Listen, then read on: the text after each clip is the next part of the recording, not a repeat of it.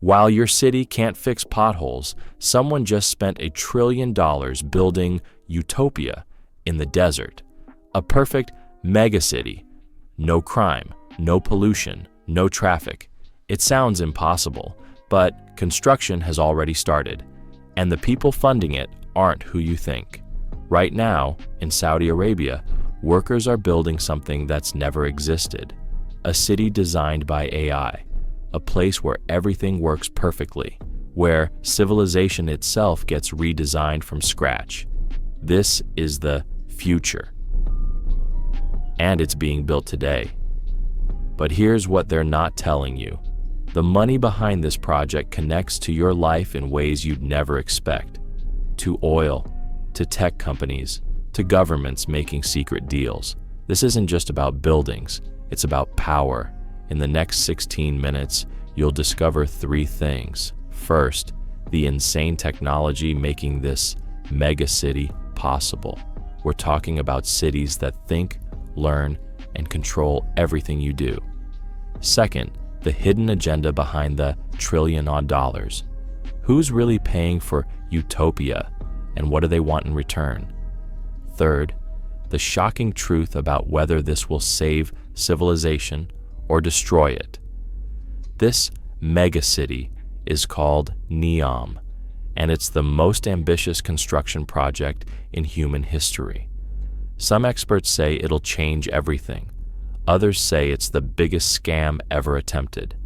By the end of this video, you'll know which one is right, and you'll understand why what happens in the Saudi desert will determine the hard futures of every city on Earth, including yours.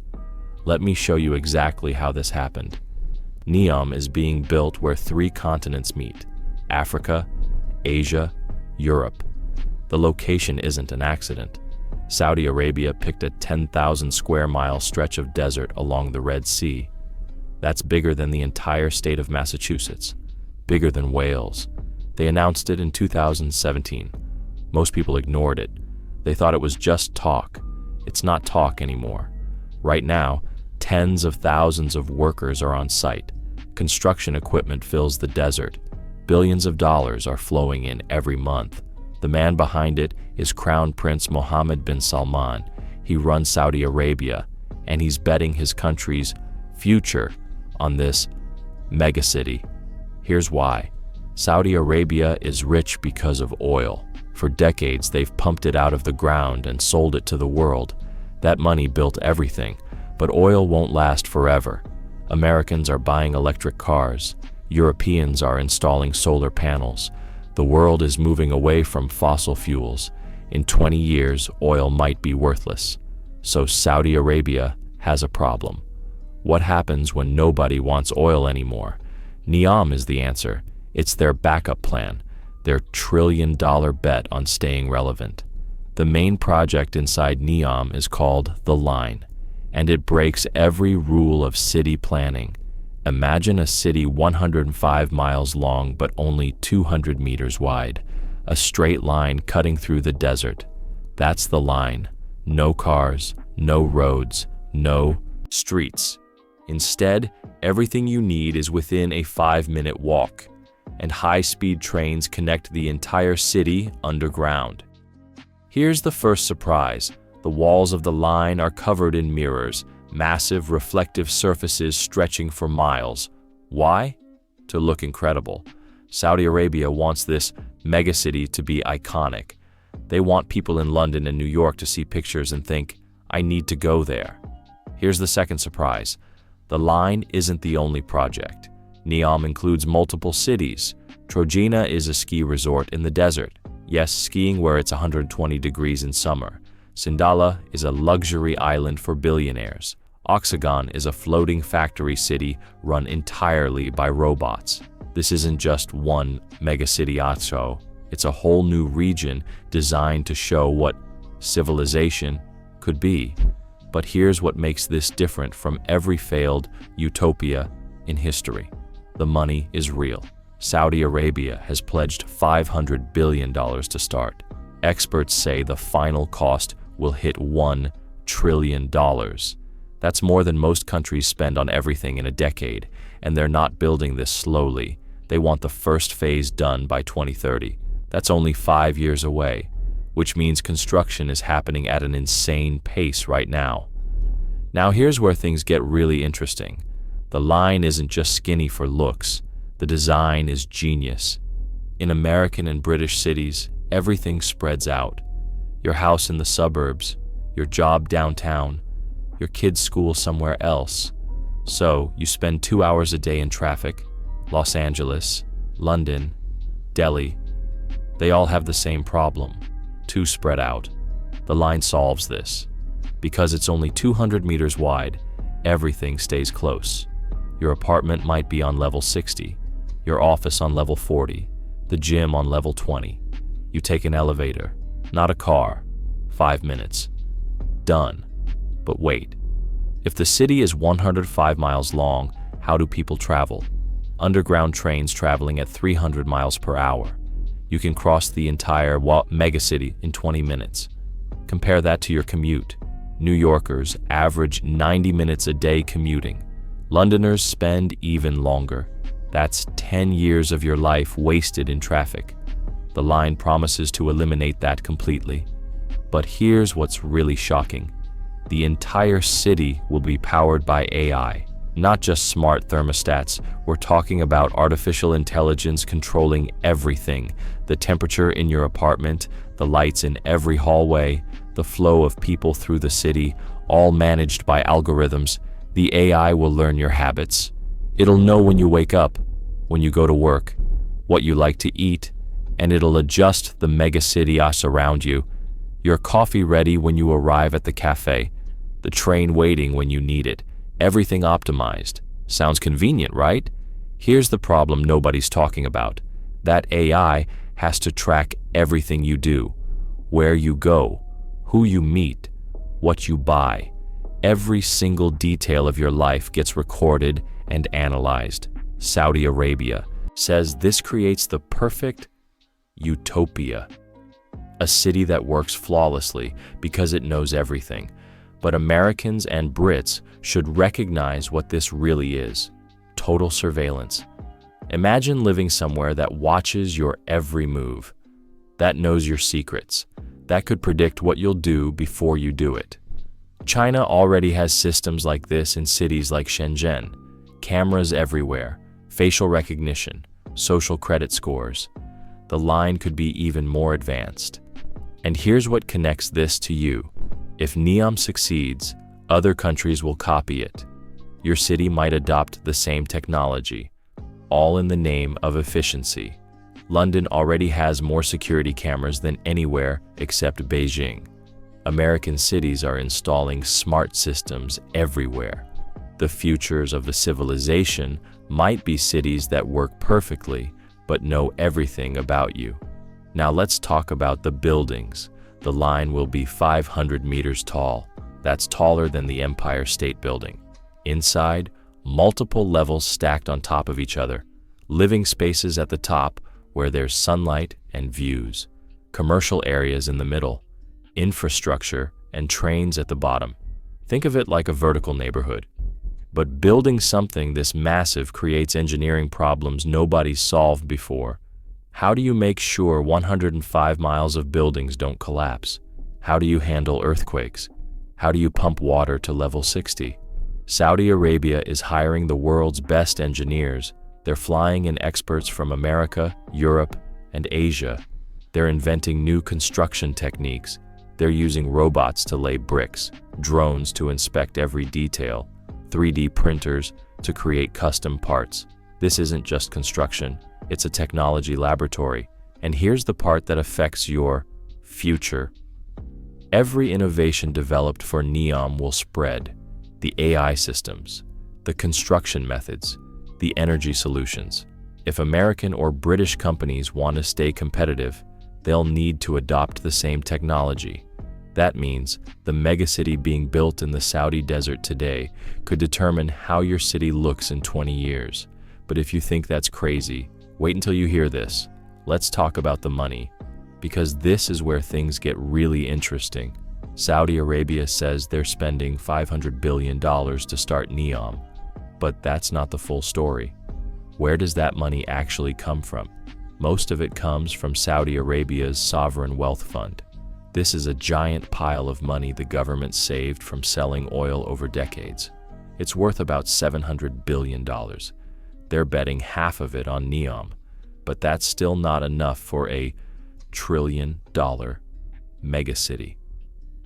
So they need investors, and here's who they're targeting. Tech billionaires in Silicon Valley, real estate moguls in London, investment funds in New York, wealthy families in the Middle East and South Asia. Saudi Arabia is offering them deals. Invest in NEOM, and you'll get access to cutting-edge technology. You'll profit from the world's most advanced utopia.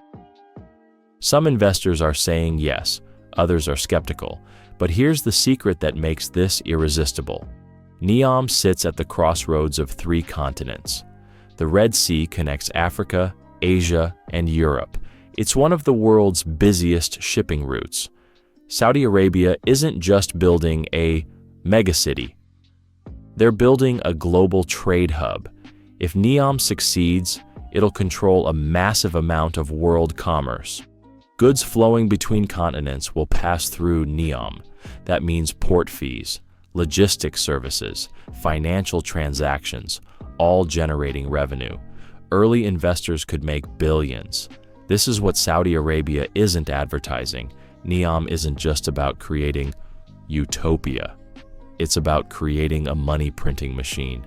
And American and British investors are paying attention. But there's a darker side. NEOM is being built on land where people already live. Bedouin tribes have called this desert home for thousands of years. Saudi Arabia told them to leave. Reportedly, some refused. According to human rights groups, the government used force.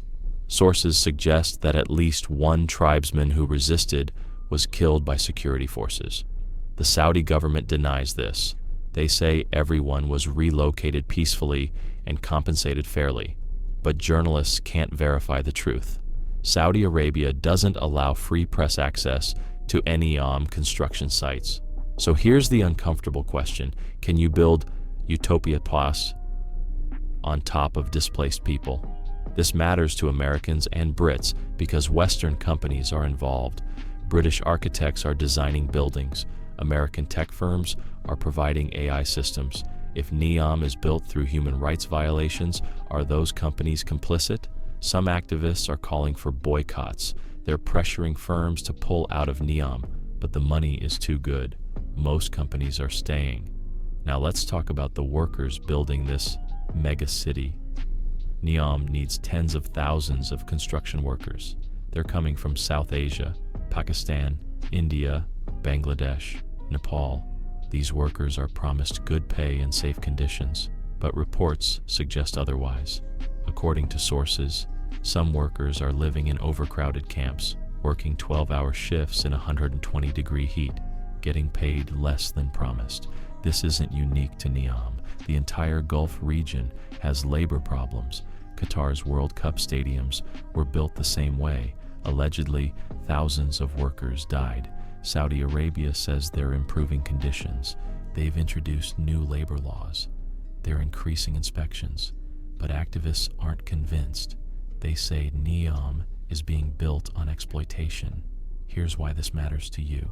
If you're watching this video in America or Britain, your tax money might be connected to NEOM. The US and UK governments are negotiating trade deals with Saudi Arabia. Some of those deals involve NEOM. Your government is helping Saudi Arabia build this megacity, whether you like it or not. And there's another layer. Saudi Arabia is using NEOM to change its global image. For decades, the country has been associated with oil, conservative Islam, and human rights problems. NEOM is supposed to change that narrative. It's supposed to make Saudi Arabia look modern, progressive, and innovative. They're hosting music festivals, opening movie theaters, allowing women more freedoms, all to attract Western visitors and investors. But critics say it's just a facade, that underneath the shiny megacity, nothing has really changed. So the question becomes, are you comfortable with a trillion-dollar utopia built by an authoritarian government? There's no easy answer, but you should be aware of what's happening. Now let's talk about the other projects inside NEOM, because they're even more extreme. TROJENA is the ski resort I mentioned. Saudi Arabia is building it in mountains where summer temperatures hit 120 degrees Fahrenheit.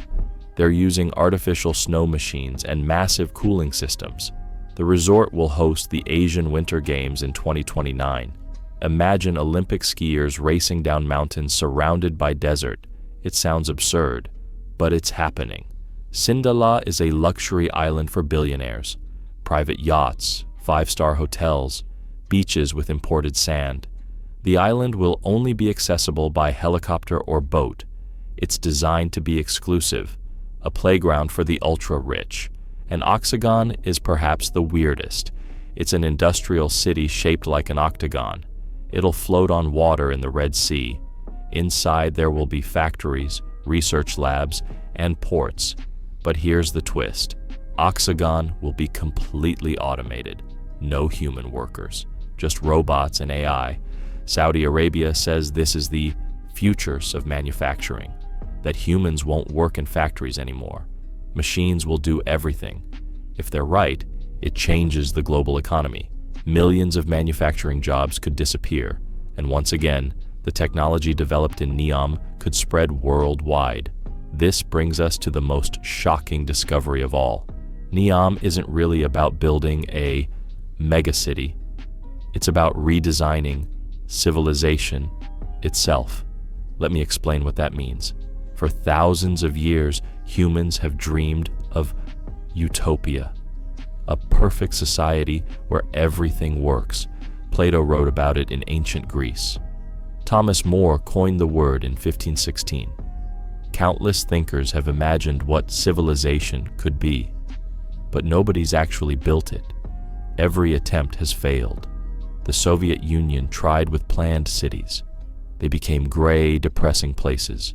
American developers tried with suburbs. They created sprawl and isolation. Even recent attempts have flopped.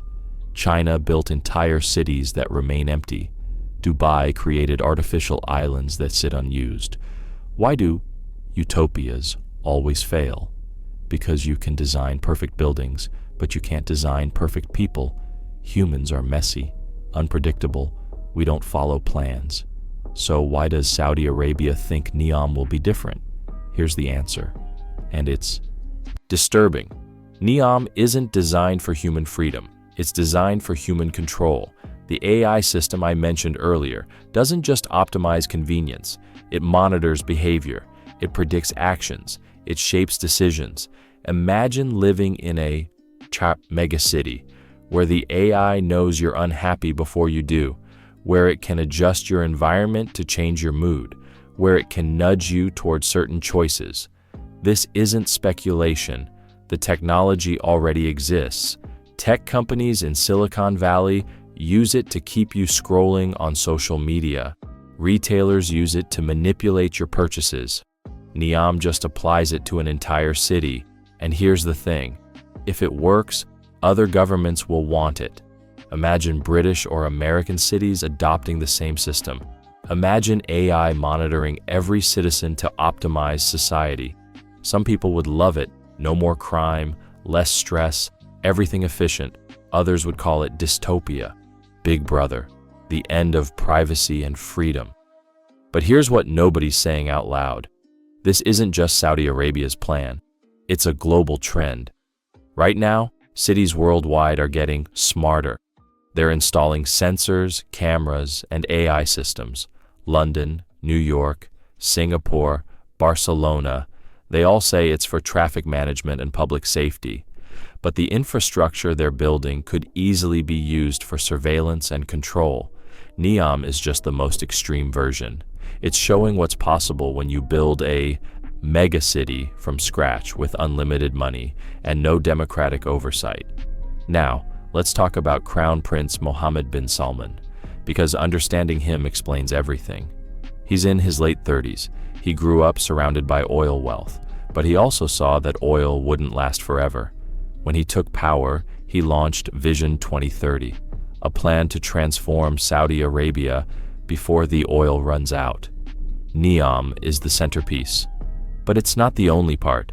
Saudi Arabia is investing in everything: technology, entertainment, sports, tourism.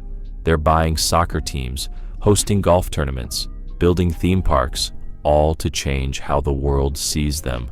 But according to reports, the Crown Prince has another motivation: legacy.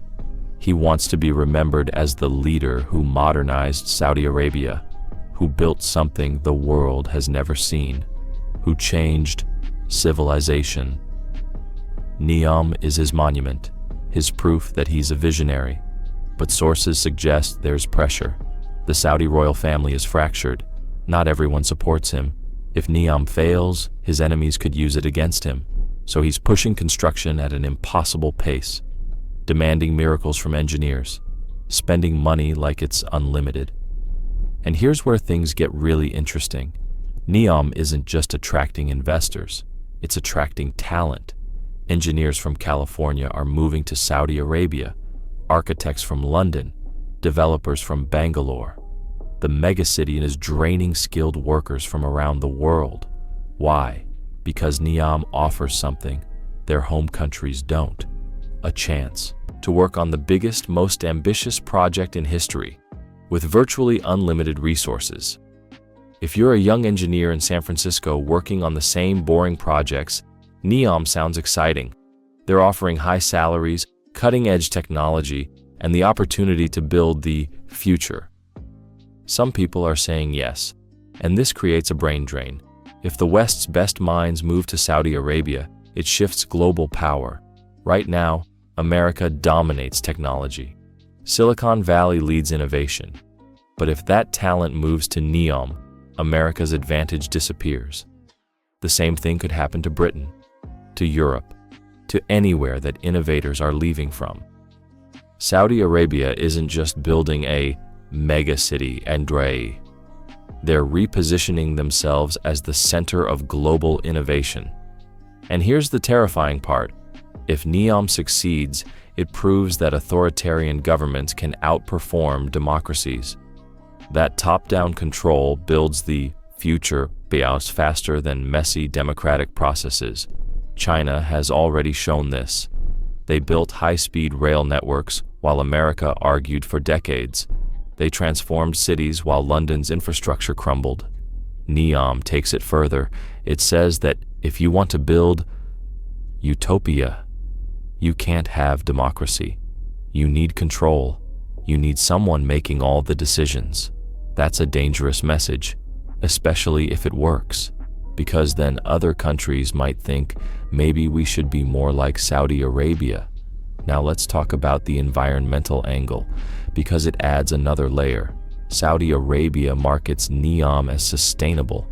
They say it'll run on 100% renewable energy, solar panels everywhere, wind turbines, hydrogen fuel.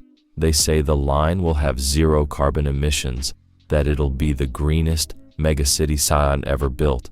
That sounds great, but environmentalists are skeptical. First, building NEOM requires massive resources: concrete, steel, glass. All of that has a huge carbon footprint. Second, the construction is destroying ecosystems. The Red Sea coast has coral reefs, endangered species, and fragile habitats. Reports suggest construction is damaging them. Third, the numbers don't add up.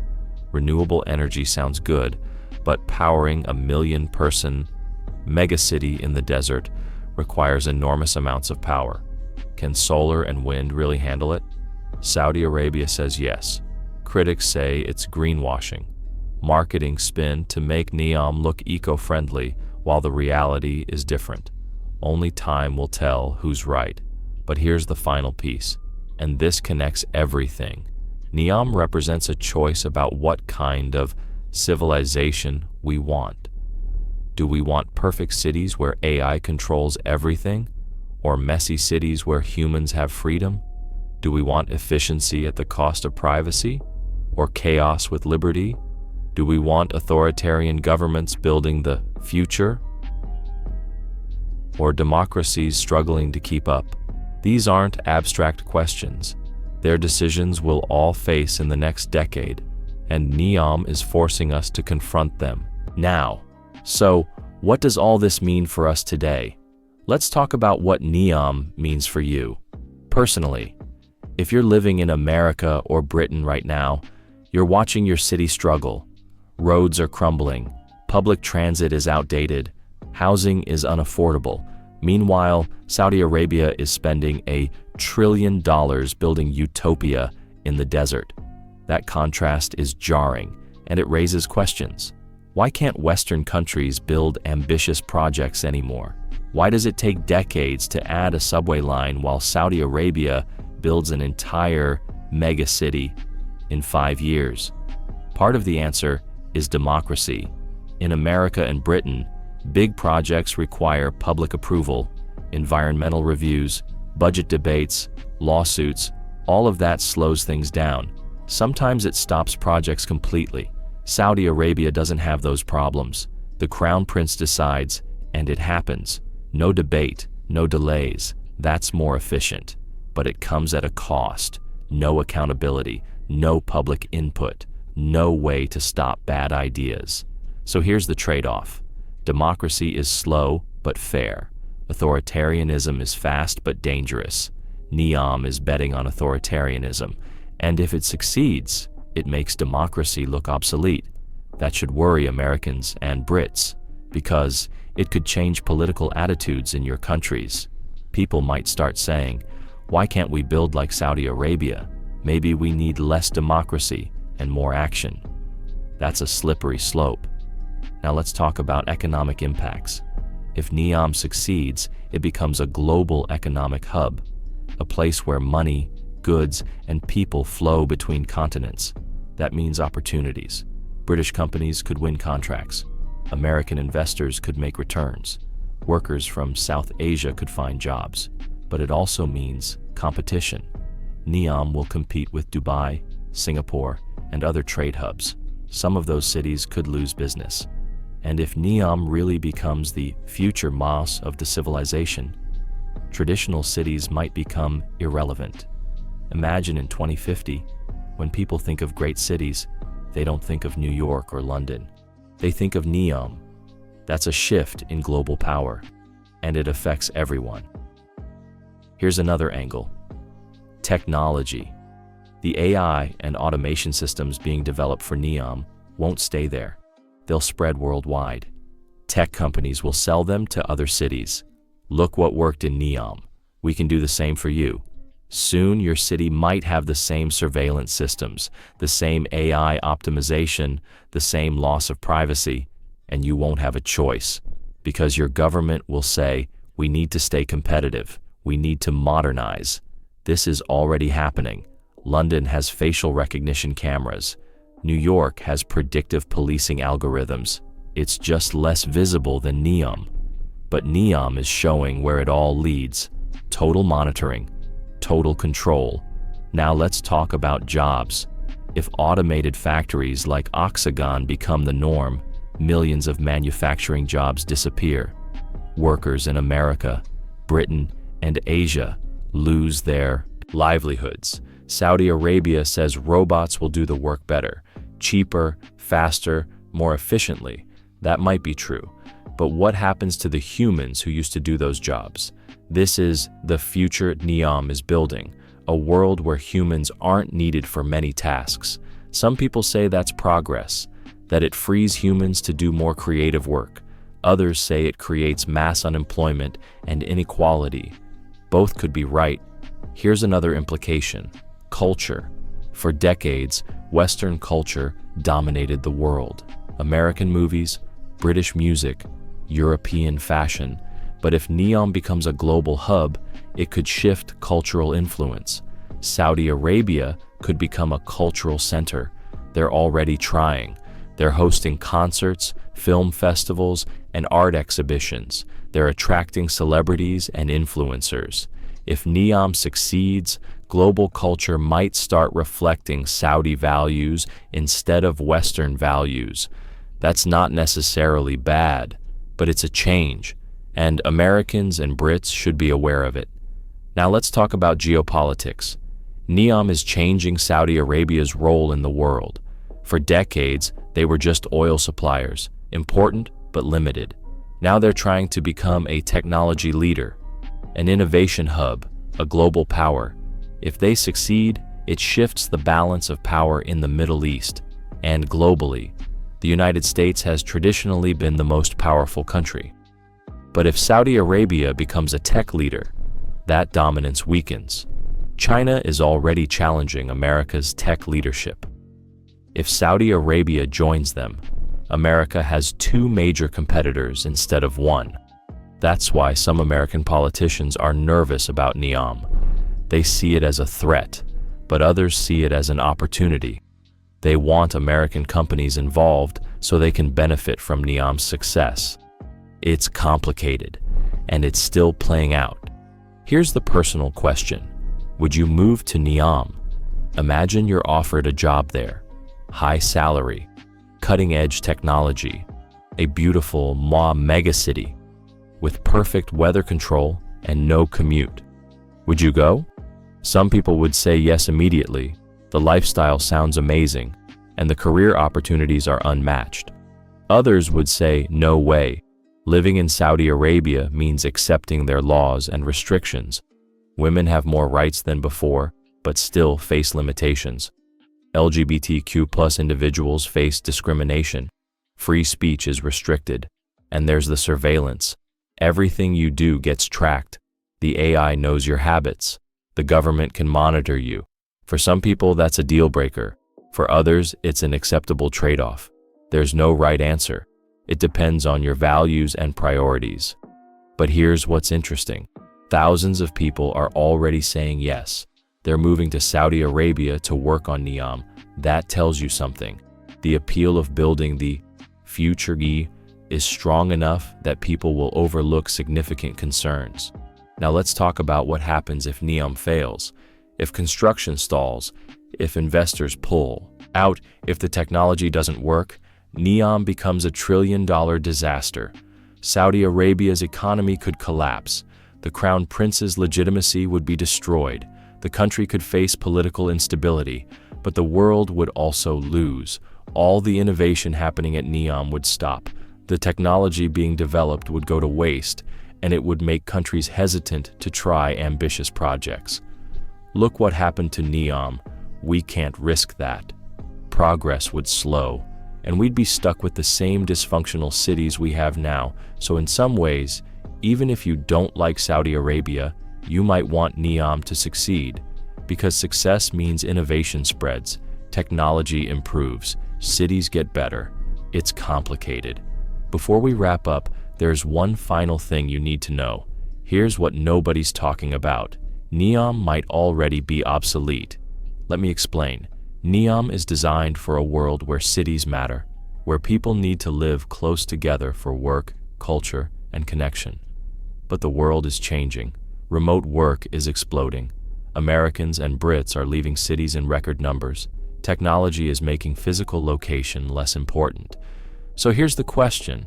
By the time NEOM is finished in 2030 or 2040, will anyone want to live in a megacity? Maybe the future isn't giant cities at all. Maybe it's distributed, people living in small towns and connecting digitally. If that's true, NEOM is building for yesterday's world, not tomorrow's. But there's a counter-argument. Maybe NEOM knows something we don't. Maybe they're betting that people will get tired of isolation, that they'll crave the energy and connection of city life. Maybe NEOM is designed to be so perfect, so appealing, that it reverses the remote work trend. Only time will tell.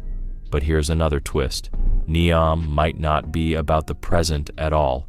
It might be about legacy. Crown Prince Mohammed bin Salman is building NEOM for the same reason pharaohs built pyramids, for the same reason emperors built monuments. He wants to be remembered. He wants something that lasts 1,000 years. Whether NEOM succeeds as a city almost doesn't matter. Just building it makes a statement. It says, "We tried to create utopia. We pushed the boundaries of what's possible." That has value, even if the project ultimately fails. Here's another angle. NEOM is an experiment, a test of ideas that wouldn't be possible anywhere else. Can AI really run a city? Can humans live in a 105-mile-long building? Can renewable energy power 1,000,000 people in the desert? We don't know, but NEOM will give us answers, and those answers will be valuable, regardless of whether NEOM itself survives. Think of it like the space race. Going to the moon was expensive and didn't have immediate practical value, but the technology developed along the way changed the world. NEOM could be similar. Even if the megacity fails, the innovations it creates could transform civilization. Now let's talk about something deeper. What NEOM reveals about human nature. For all of history, humans have tried to build utopia. And we've always failed, because utopia requires perfection, and humans aren't perfect. But we keep trying. We keep believing that maybe this time, with better technology or more money or smarter planning, we can finally get it right. NEOM is the latest attempt, the most expensive, the most ambitious, the most technologically advanced, but will it be different? Or will it fail like all the others? There's something beautiful about the attempt. It shows that humans never stop dreaming, never stop reaching for something better. But there's also something tragic, because maybe utopia is impossible by definition. Maybe the pursuit of perfection always leads to disappointment. Here's the final truth about NEOM. It's not just about Saudi Arabia, it's about all of us. NEOM represents our hopes, our fears, our dreams about what Civilization East could become. It's a mirror showing us what we want: perfect cities, clean energy, advanced technology, a world where everything works, but it also shows us what we're afraid of: losing freedom, being monitored, giving up humanity in pursuit of efficiency. NEOM forces us to confront those contradictions, to ask ourselves what we really value. And that's why it matters, not because it will definitely succeed or fail, but because it makes us think about what kind of world we want. If you're watching this from America or Britain, NEOM feels distant, a desert fantasy halfway across the world. But it's not distant at all, because the decisions being made in Saudi Arabia today will shape your life tomorrow. The technology developed for NEOM will come to your city. The economic competition will affect your job. The cultural shift will change your world. You're part of this story, whether you realize it or not. And here's the most important thing. You have a voice. When companies in your country partner with NEOM, you can question it. When your government makes deals with Saudi Arabia, you can demand accountability. You don't have to passively watch the future being built. You can shape it. That's the difference between living in a democracy and living in an authoritarian state. In Saudi Arabia, citizens can't question NEOM. In America and Britain, you can. Use that power, because the future of civilization is being decided right now, and your voice matters. If this opened your eyes,